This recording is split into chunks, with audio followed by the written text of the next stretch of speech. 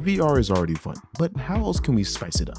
Well, the one thing I can think of is hand tracking. And is this easy to set up? Well, if you are on a headset that supports hand tracking on its own, like a Quest 3 or 3S, somewhat. And the majority of the problem is not even finding the games, which there are only two. It's finding a software that supports it without costing an arm and a leg to set up. The 4 ways I've tried getting this to work is through VD, which costs $25 but does not support a wired connection, Steam Link, which also does not support a wired connection, and Quest Link, which supports wired connection and hand tracking, but Steam doesn't make it possible for the hand tracking to be used since it's not theirs. So I've landed on one application which supports hand tracking, works on SteamVR, and is free, and the name is ALVR.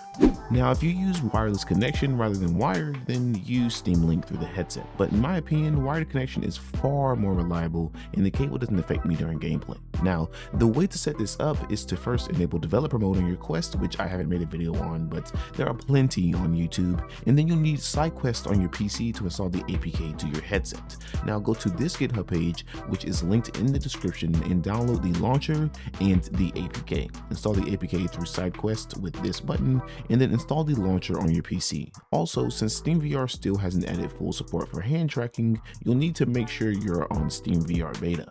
Now, once you're in ALVR dashboard, you simply just want to set up your device here. So for instance, I am using a wired connection, so I'll enable this. And if you are doing that, also enable this. But if you are not, you'll need to manually set it up. I haven't done that, so you'll have to do it yourself. But I'm pretty sure in most cases, if you're doing wireless, it'll have a prompt here showing that your device is near you. Once you have it connected, you want to go down to settings and you want to make sure that your hand tracking interaction is set to ALVR bindings. Now, this is honestly really cool. You can either set it to SteamVR input 2.0, which I'm not sure how that works, and you can set it to ALVR bindings. I set it to this because, as you can see by this screenshot, they actually have bindings set up so that you can navigate SteamVR with just your hands. So set it to this, and if you know how to do anything else with SteamVR input 2.0, you can also use that, but I recommend ALVR bindings. Once you do that, that is pretty much it. Here are all of my settings. I will not be making a video on this just yet because I don't even know if these are the best settings, but just for this video, this seems to work pretty well. So I'm using all of these settings, and you can just go in and copy all of these.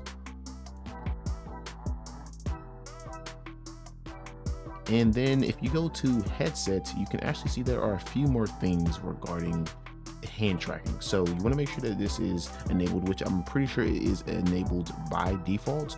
So I'm pretty sure they allow hand tracking by default, and all you need to do is just set your hand tracking interaction to ALVR bindings so that you are using their bindings. But yeah, that is pretty much it for ALVR dashboard. Everything else can be done within the SteamVR.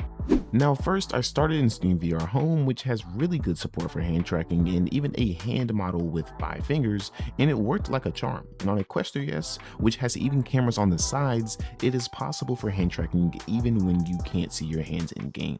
Every finger works perfectly. ALVR's bindings also work very well with the thumb and pinky opening the SteamVR dashboard and plenty of other gestures, but what really matters is in games, and the game is Half-Life Alyx. This worked pretty well also. I wish I could get better controls specifically for Half-Life Alyx, but I've yet to find anything for that. So for now, I'll need to use these bindings, but the shooting works well, all of the fingers work well, opening the pause menu does also, but things like dropping your gun, opening your quickies, and walking seems to be pretty bad on these bindings. So yes, this is cool, and it's definitely fun to try, but I wouldn't play it like this normally.